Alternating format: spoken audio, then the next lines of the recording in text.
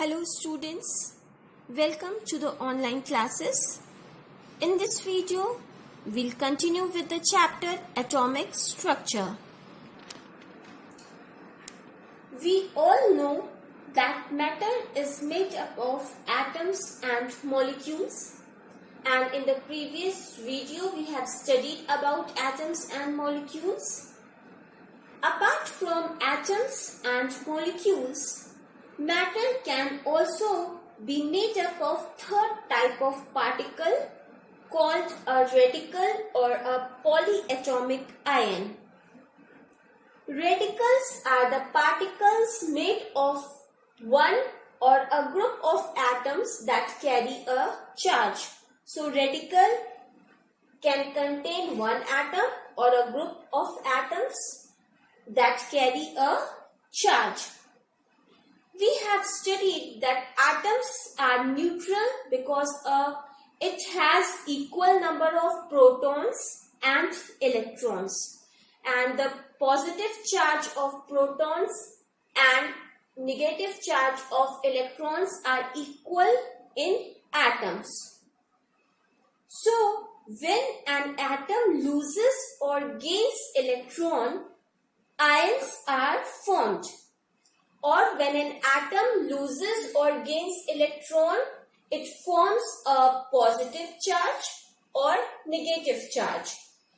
Since the atoms of most of the elements are unstable, so when they form ions by losing or gaining electrons, they become stable.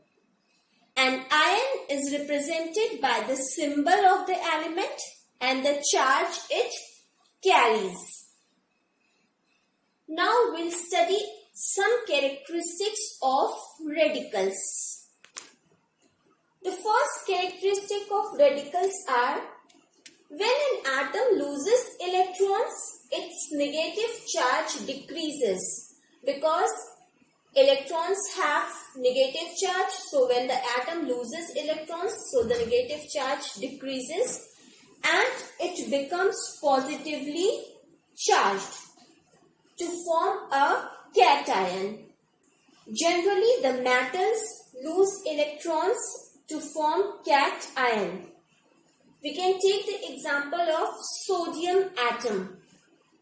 A sodium atom, this is the sodium atom and this is neutral. It contains 11 electrons, and which are arranged in the way the 2 electrons in the first shell, 8 electrons in the second shell, and 1 electrons in the last shell. So this is neutral atom, and when it loses electrons, so its negative charge decreases and it becomes positively charged. This is a sodium ion or Na plus ion, and in this only 10 electrons are there. 2 electrons in the first shell and 8 electrons in the second shell. So this is sodium atom and this is sodium ion. The second characteristic is when an atom gains electrons, its negative charge increases because electrons have a negative charge, and when it gains electrons, so obviously its negative charge increases and it becomes negatively charged to form a anion. Generally, the non-metals gain electrons and form anions. We can take the example of chlorine. Chlorine is a non-metal and this is the chlorine atom.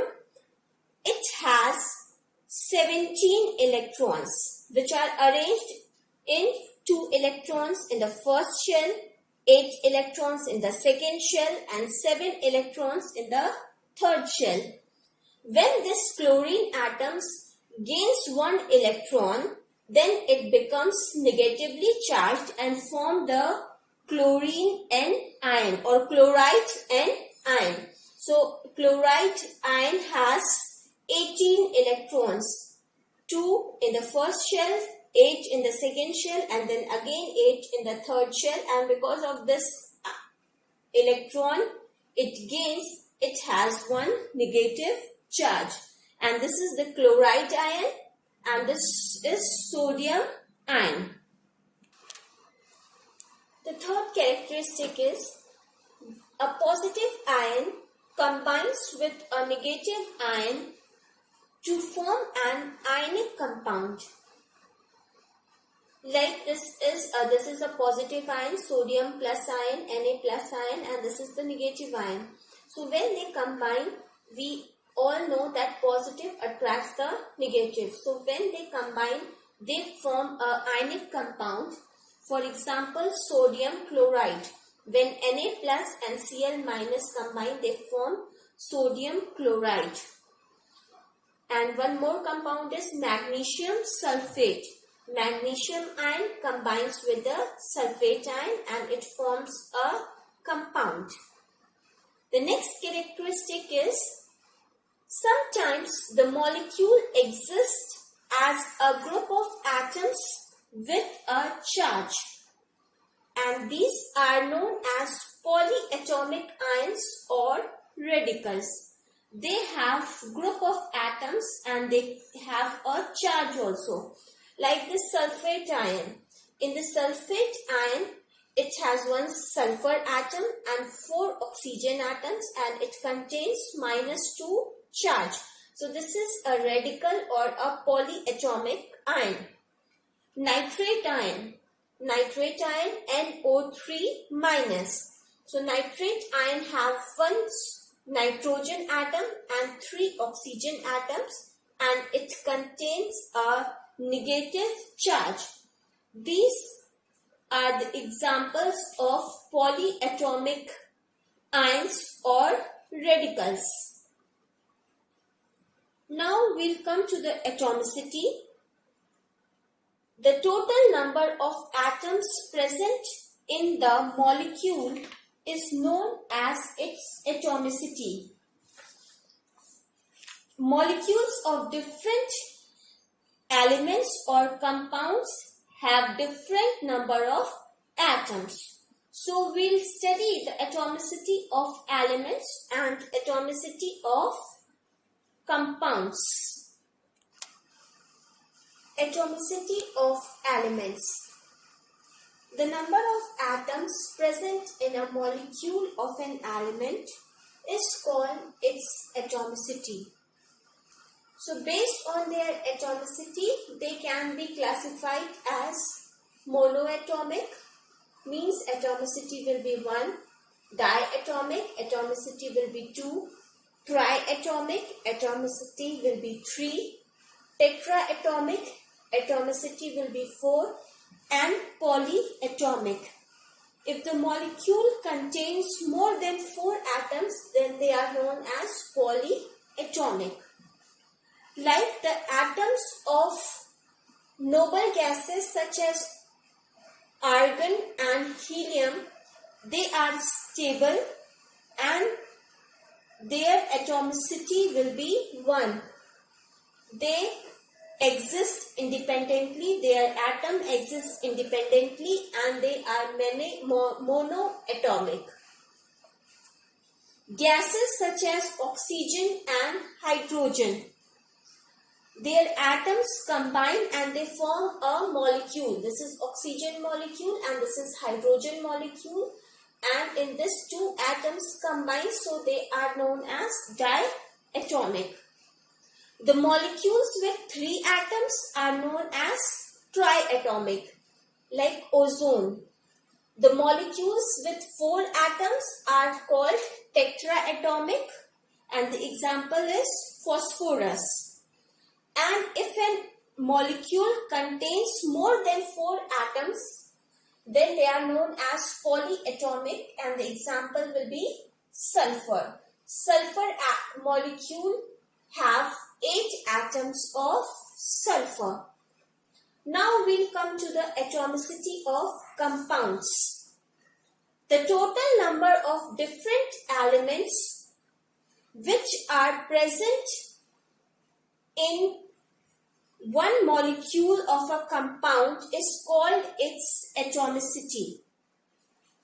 Like the atomicity of carbon dioxide. There are two elements present in carbon dioxide, carbon and oxygen.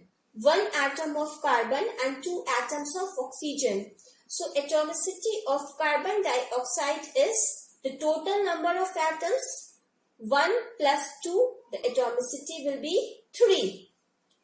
Atomicity of water. There are two elements, hydrogen and oxygen. There are two atoms of hydrogen and one atom of oxygen. So atomicity will be 4. Atomicity of water is 3. Carbon monoxide, CO. One atom of carbon and one atom of oxygen. So atomicity is 2.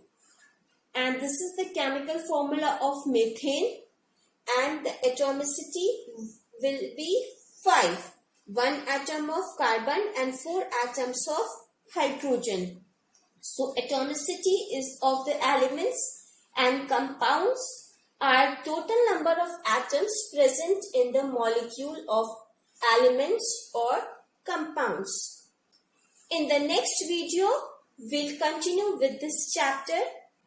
I request you to revise this so you can understand the chapter well. Thank you.